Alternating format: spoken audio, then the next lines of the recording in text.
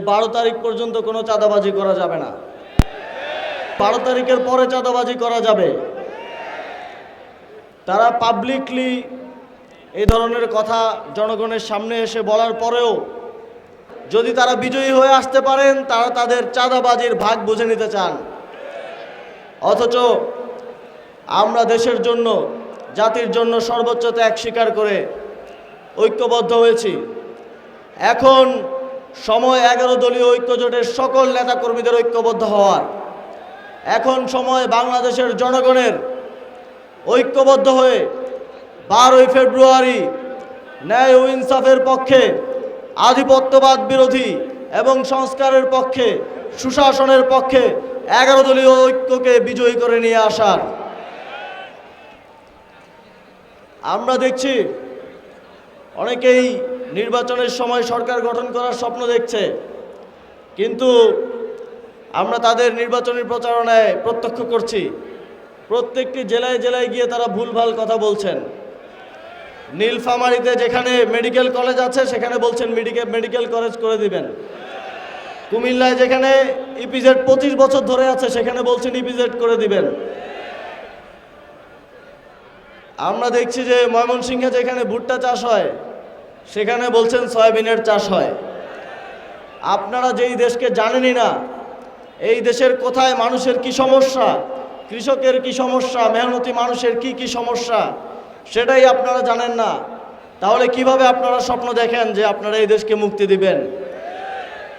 সুতরাং বাংলাদেশের জনগণকে সিদ্ধান্ত নিতে হবে, তারা কি এ দেশের অলি গলি থেকে উঠে আসা, রাজপথ থেকে উঠে আসা, গণ অভ্যুত্থান থেকে উঠে আসা নেতৃত্বের পক্ষে তাদের রায় দিবেন, নাকি বিদেশে আরামে আয়েসে জীবনযাপন করা আপনার আমার সমস্যার কথা যারা জানেন না তাদের প্রতি গণরায় দিবে?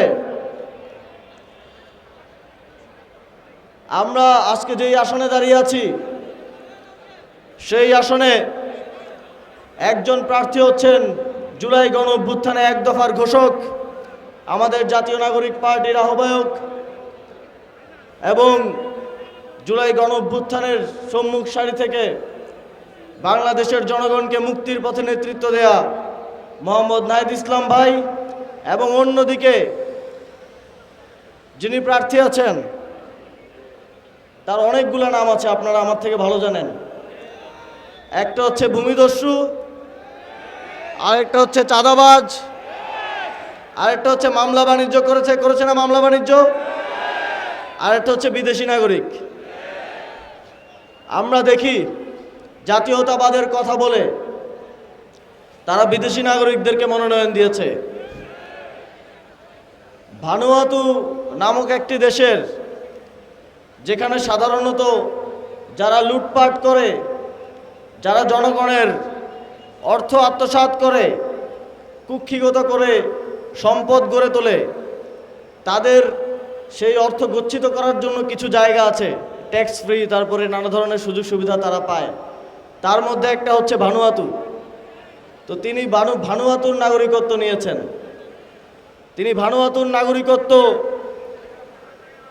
শুধু সেখানে থাকার জন্য নেন নাই, তিনি নিয়েছেন আপনাদের এখান থেকে এমপি হয়ে এই এলাকা থেকে লুটপাট করা, চাঁদাবাজি করা, ব্যবসায়ীদেরকে মামলা দিয়ে মামলা বাণিজ্য করা, অর্থ সেখানে গচ্ছিত করার জন্য।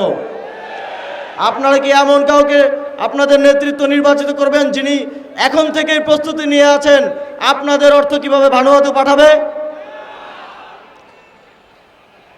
সুতরাং বন্ধুগণ, আগামী 12ই ফেব্রুয়ারি আপনাদেরকে সিদ্ধান্ত নিতে হবে, আপনাদেরকে রায় দিতে হবে। গণতন্ত্রের পক্ষে, ইনসাফের পক্ষে, ন্যায়ের পক্ষে, আপনাদের মুক্তির পক্ষে আপনাদেরকে এমন নেতৃত্ব বেছে নিতে হবে যারা আপনাদেরকে নতুন বাংলাদেশ উপহার দিবে। এমন নেতৃত্ব বেছে নিতে হবে যারা 5ই আগস্টের পূর্বে যেভাবে বাংলাদেশ চলেছে এবং তারপরে গত 17 মাস যেভাবে চাঁদাবাজি করেছে, সেই দিন যেন আপনাদেরকে আর না দেখতে হয়, তা আপনাদেরকে নির্ধারণ করতে হবে। আপনাদেরকে এই আহ্বান জানিয়ে এবং আগামী দিনে 12ই ফেব্রুয়ারির পর আবারও শাপলাকলির বিজয়ের মিছিলে, 11 দলীয় জোটের বিজয়ের মিছিলে, নাহিদ ইসলামের বিজয়ের মিছিলে আপনাদের সাথে সাক্ষাৎ হবে। সেই প্রত্যাশা ব্যক্ত করে আমার বক্তব্য শেষ করছি। আসসালামু আলাইকুম। ধন্যবাদ। বাংলাদেশ সরকারের সাবেক উপদেষ্টা মুখপাত্র জাতীয় নাগরিক পার্টি জনাব আসিফ মাহমুদ সজীব ভূঁইয়া। প্রিয় সমাবেশ।